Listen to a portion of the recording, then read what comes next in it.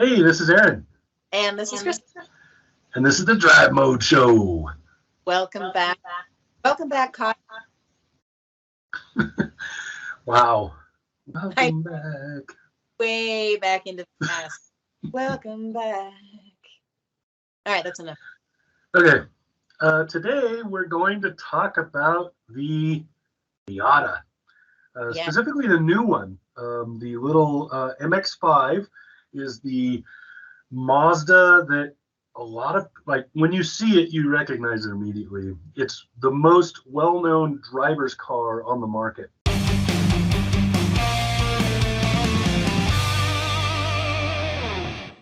But we got to do the Miyagi.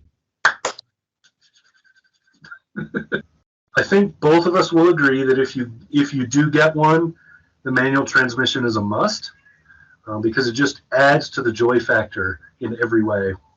And if I had my preference, I would get the RF model. But that's, it depends on what you want out of the car. So, Kristin, you have it right now. I have an MX-5 convertible in deep crystal blue. So it's got that beautiful metallic blue color that I like a lot. And what I like about the MX-5 is, well, I like a lot of things about it, but I like that it can be a lot of different things. So our friend, Emmy Hall, has an older Miata she calls Buddy, and she puts some off-road tires on it and takes it rallying. And it can totally do that. Like, you can catch air in that thing. But it's also a fun little road car.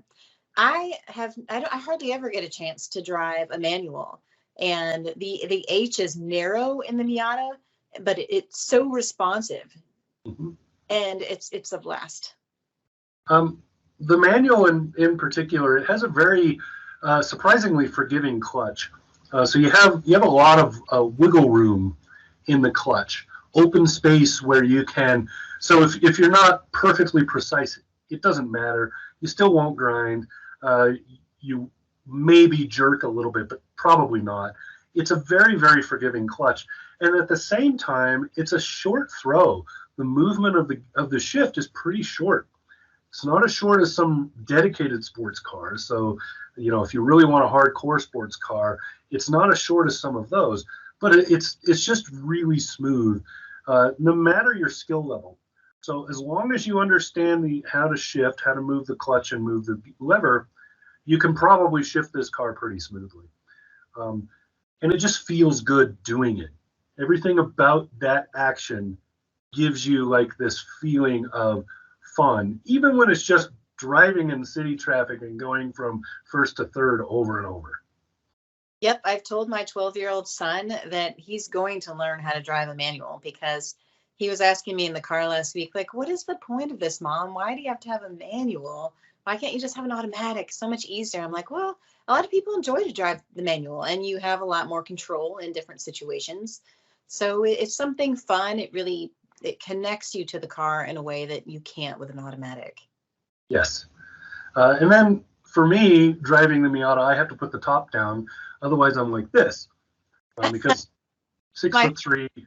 Like, you carry your elbow here.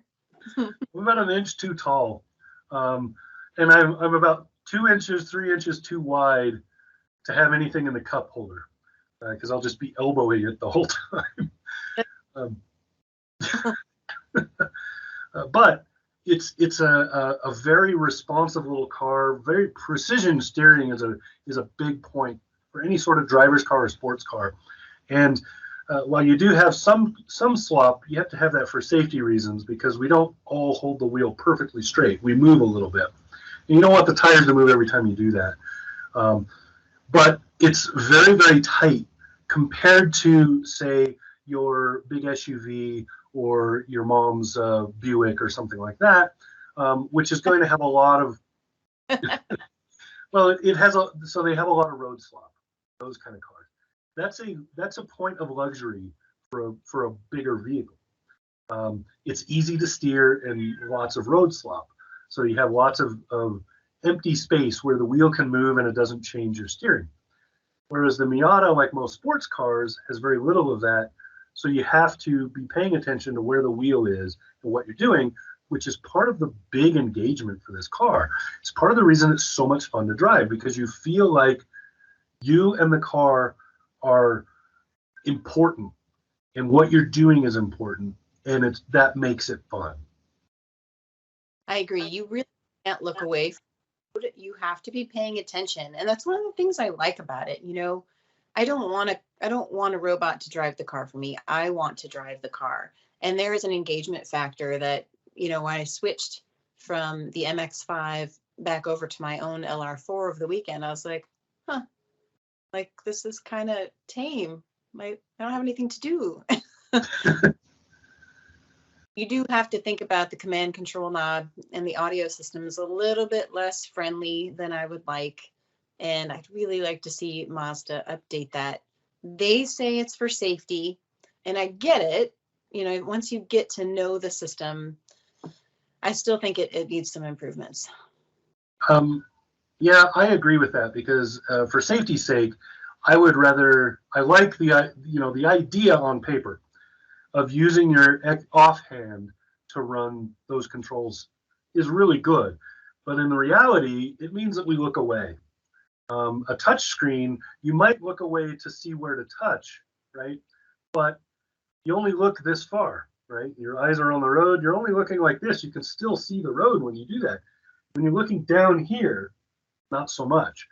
And so I don't agree that it's a good safety upgrade. I think it's a downgrade. But honestly, when I was driving the car, the infotainment was the least of my concerns. Exactly. Probably the biggest problem for most people with this car is that it is whatever the opposite of practical is. So if practical's over here, it's over here. Because it only seats two, it has very little cargo, almost no luggage space, et cetera, et cetera. But if you're buying this car, you're not thinking about, I'm toting the kids to school and I'm going on, that's not the stuff you think about when you buy this car. You buy it because it's fun. So, that's true of any sports car. It's probably not a practical car. I agree. And I drove the Aston Martin lineup recently, and totally different, right? Because they're so much more expensive. They're built very differently. However, the Aston Martin infotainment is past generation Mercedes, and it's not great either. But the rest of the car is so good, you're like, all right, I can live with it. It's always been interesting to me that until very recently, luxury vehicles seem to be a generation behind on infotainment. It's only recently that Mercedes and BMW have really stepped up, and now some of their competitors, Lexus and so forth, are really going to have to start realizing that that's a big down point for today's buyers.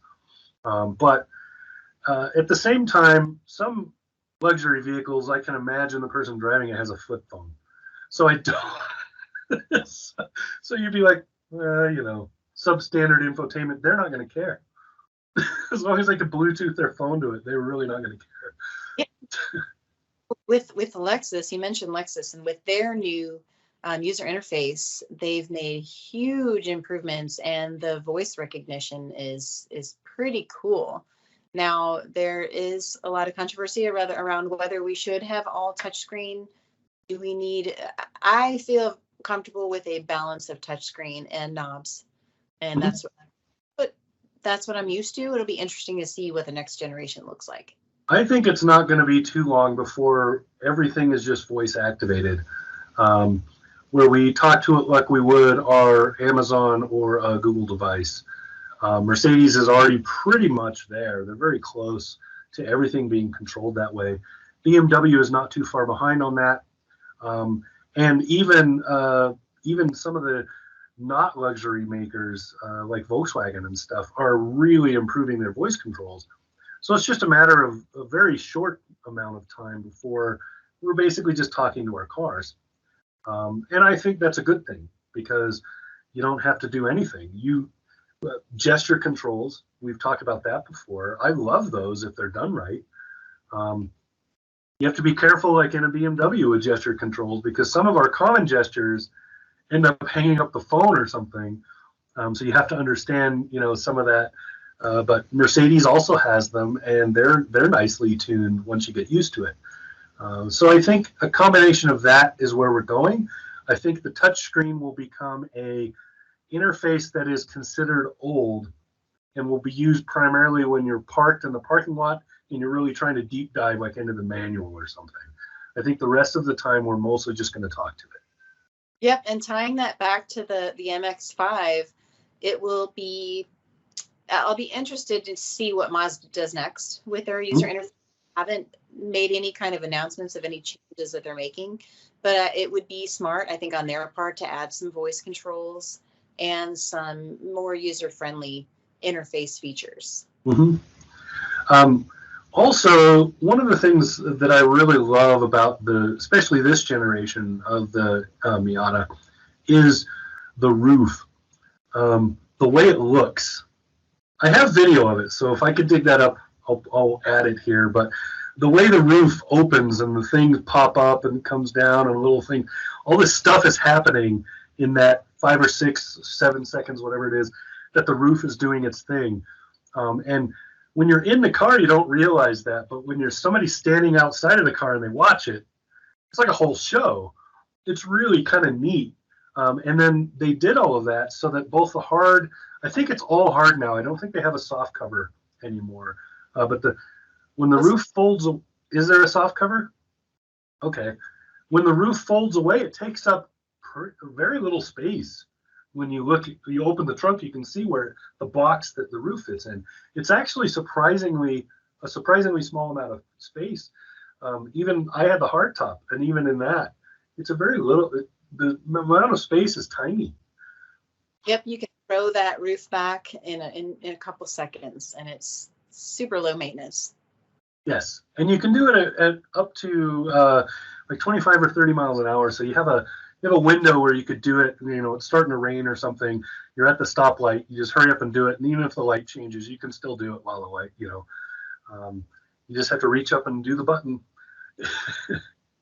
This one, the one I've got in the driveway, is a manual top. That's the only kind I've ever had. Oh, really? You reach back and pop the little button, and it comes back over. See, I have never had the manual in one of those. They've always been electric. Yeah, now I think the electric one in the BMW 440i was really cool, and same kind of thing. But with Miata, I kind of like that it's one less thing to worry about on the electronic side, and that I can just put it back on. Yes. So the little Miata, really, when we boil it down, it's a driver's car. So it's meant to be driven, and it's meant for people who want to enjoy driving. If none of those things are you, then this isn't your car, but you're probably not looking at 2-seat convertibles anyway. So, but the Miata itself, in all of its generations, has pretty much always been the benchmark, the personification of a driver's car, what that means. It kind of replaced the MG back in the day for that. And so when you see another car that says it's a driver's car, the comparison is always going to be against the Miata. So it's just a wonderful little car to drive. Agreed. I'm going to go out for another drive right now. Good plan. All right. This is Aaron. And this is Kristin. And this is the Drive Mode Show. She's fixing to take off.